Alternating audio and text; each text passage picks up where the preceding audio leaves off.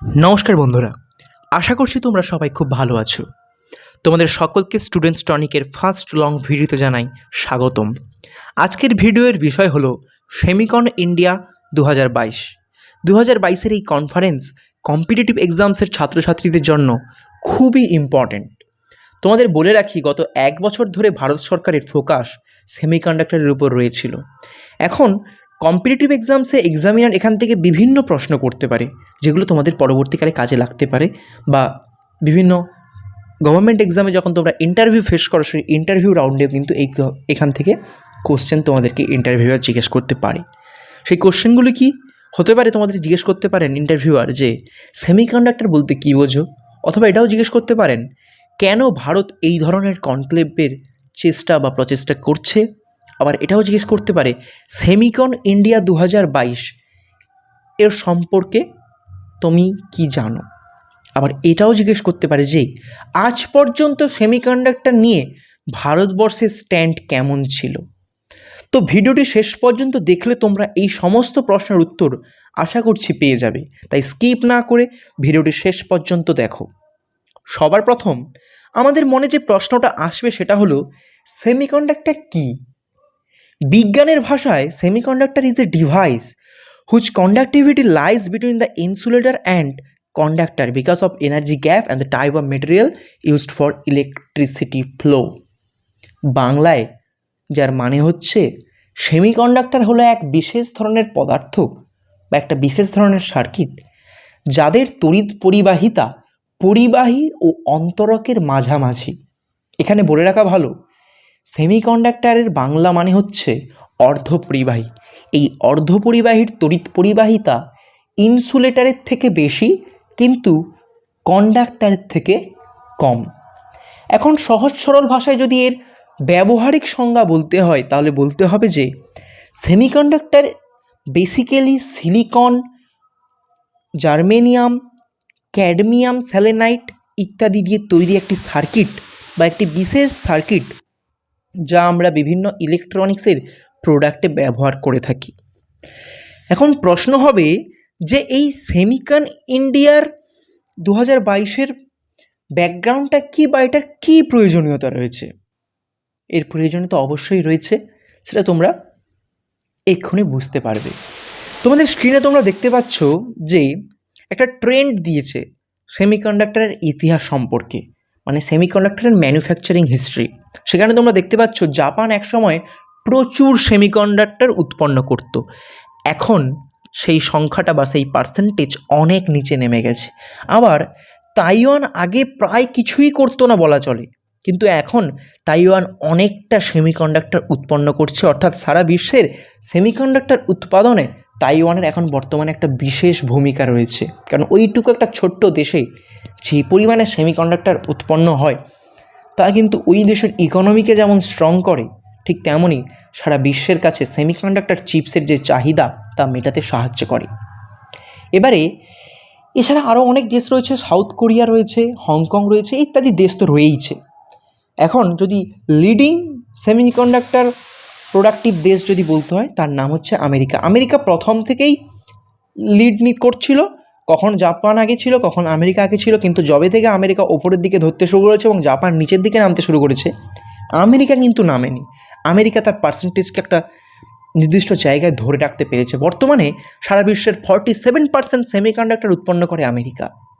মজার ব্যাপার হলো ভারত কিছুই করে না, অর্থাৎ এখানে ভারতের নামগন্ধই পাবে না তোমরা, কারণ ভারত সম্পূর্ণ 100% সেমিকন্ডাক্টর চীন, তাইওয়ান, হংকং, ভিয়েতনাম ইত্যাদি এবং জাপান সহ বিভিন্ন পার্শ্ববর্তী দেশ থেকে ইম্পোর্ট করে। ভারতে সেমিকন্ডাক্টর তৈরি হয় না। সবই ঠিক ছিল এতক্ষণ পর্যন্ত। তাহলে তোমাদের মনে প্রশ্ন জাগবে যে ভারত তো ইম্পোর্ট করছে বাইরে থেকে, ভারতের তৈরির কী এমন প্রয়োজন রয়েছে? আমাদের যখন চাহিদা মিটেই যাচ্ছে বাইরে থেকে ইম্পোর্ট করে। আমরা তখনই বুঝতে পারবো 2020 সালে যদি 2 বছর পিছিয়ে যাই আমরা। কোভিড সিচুয়েশনের পরে দেখা গেল সারা বিশ্বে সেমিকন্ডাক্টর চিপের ব্যাপক শর্টেজ দেখা দিল, ফলে ইলেকট্রনিক্স দুনিয়া একটা হিট ওয়েভের মধ্য দিয়ে যাচ্ছে। বর্তমানে গ্লোবালি সেমিকন্ডাক্টরের বিজনেস হচ্ছে $24 বিলিয়ন এবং বিশেষজ্ঞরা আশা রাখছেন 2025 সাল পর্যন্ত এটা $100 বিলিয়ন হয়ে যাবে। আর ভারত এখানেই নিজের একটা জায়গা বের করতে চাইছে। ভারত চাইছে এই $100 বিলিয়ন মধ্যে কিছুটা পার্সেন্টেজ ভারতও যাতে নিজের দেশে আনতে পারে, যাতে নিজের দেশের ইকোনমি আরও স্ট্রং হয় এবং নিজের দেশের মানুষরা, আমাদের ভারতীয় নাগরিকরা যেন একটা ইনকামের রাস্তা এখান থেকে খুঁজে পেতে পারে। এবারে তোমাদের প্রশ্ন জাগবে, সব কিছু তো বুঝলাম, কিন্তু এই কনফারেন্স থেকে কী বেরোবে, এই কনফারেন্স ব্যাপারটা কি, এটাই মাথায় আসছে না। এই কনফারেন্সটা আর কিছুই নয়, 2021 সালে ভারত সরকার একটা মিশন লঞ্চ করেছিল যার নাম ইন্ডিয়ান সেমিকন্ডাক্টর মিশন বা শর্ট ফর্ম হচ্ছে ISM। এরই ফলস্বরূপ 2022-এর এই সেমিকন ইন্ডিয়া কনক্লেভ বা কনফারেন্স, যা 29শে এপ্রিল থেকে 1 মে পর্যন্ত ব্যাঙ্গালোরে অনুষ্ঠিত হবে। এখান থেকে তোমাদের কম্পিটিটিভ এক্সাম একটা MCQ আসতে পারে যে এই কনফারেন্স অর্থাৎ এই সেমিকন ইন্ডিয়া 2022 ভারত সরকারের কোন মিনিস্ট্রি দ্বারা অর্গানাইজড হচ্ছে। সেখানে অনেক অপশান থাকবে, তার মধ্যে একটা অপশান নিশ্চয়ই এটাও থাকবে যে ministry of electronics and information technology, এটাই হচ্ছে সঠিক উত্তর। এবারে এই প্রোগ্রামটি ইনঅগ্রেট করছেন কে, অর্থাৎ এই প্রোগ্রামটি উদ্বোধন করছেন কে?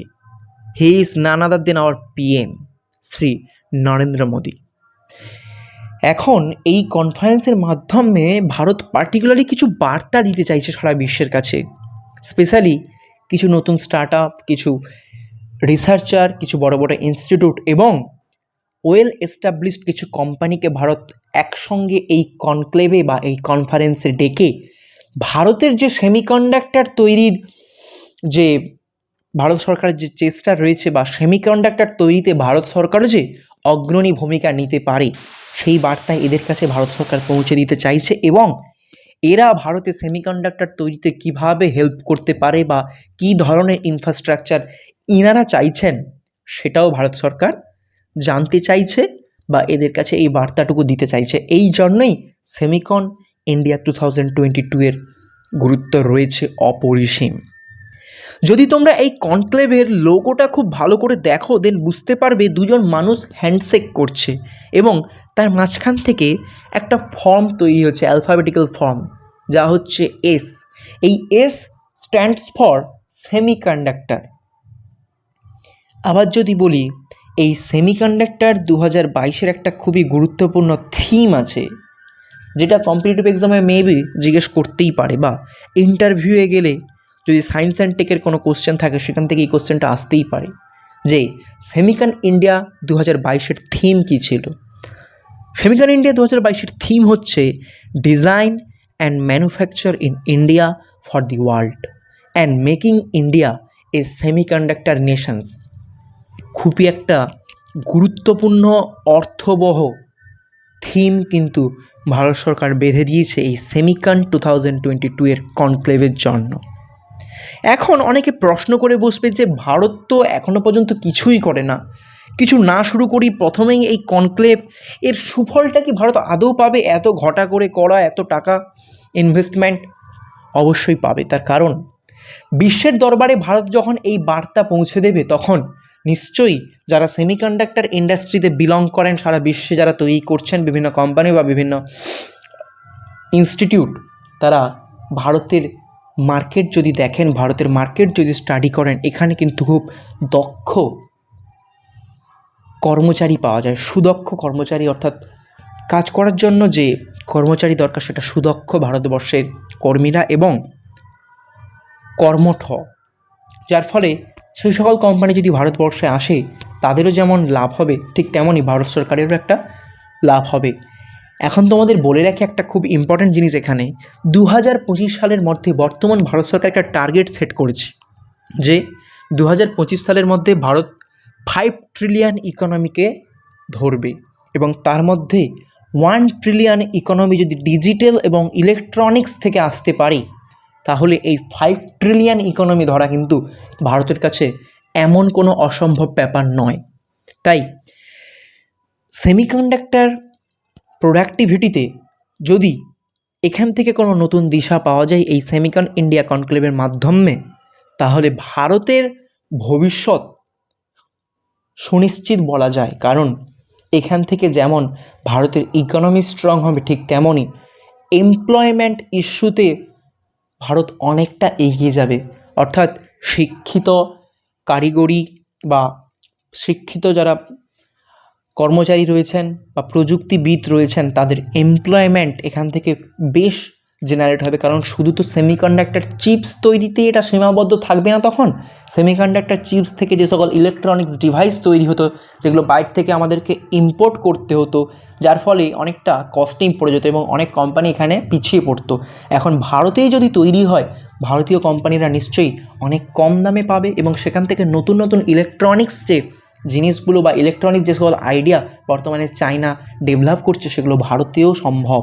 এবং তখন ভারতের প্রত্যেকটা মানুষের ইনকাম বাড়বে এবং প্রত্যেকটা মানুষের ইন দি সেন্স যারা এই সকল ইন্ডাস্ট্রি থেকে বিলং করেন বা এই সকল বিষয় নিয়ে পড়াশোনা করছে যে সকল ছাত্রছাত্রী, তারা যদি ইনকাম জেনারেট করতে পারে, তারা যদি এখান থেকে একটা আর্থিক স্বাবলম্বিতা খুঁজে পেতে পারে, সেক্ষেত্রে সার্বিকভাবে ভারতের জিডিপিও অনেকটা এগিয়ে যাবে, যা ভারতের ভবিষ্যতের ক্ষেত্রে বা ভারতের ভবিষ্যতের জন্য খুবই আশাপ্রদ বলে আমি মনে করি। আশা করি এই ভিডিও থেকে তোমরা সেমিকন ইন্ডিয়া 2022 এবং ভারতের যে সেমিকন্ডাক্টর মিশন ISM এর সম্পর্কে কিছু গুরুত্বপূর্ণ তথ্য জানতে পারলে, যা তোমাদের ভবিষ্যতে কাজে লাগবে। যদি ভিডিওটি ভালো লেগে থাকে তাহলে অবশ্যই লাইক করো, তোমাদের বন্ধুদের সঙ্গে অবশ্যই ভিডিওটি শেয়ার করো এবং চ্যানেলটি সাবস্ক্রাইব করতে ভুলো না। ভিডিওটি শেষ পর্যন্ত দেখার জন্য ধন্যবাদ। জয় হিন্দ, জয় ভারত।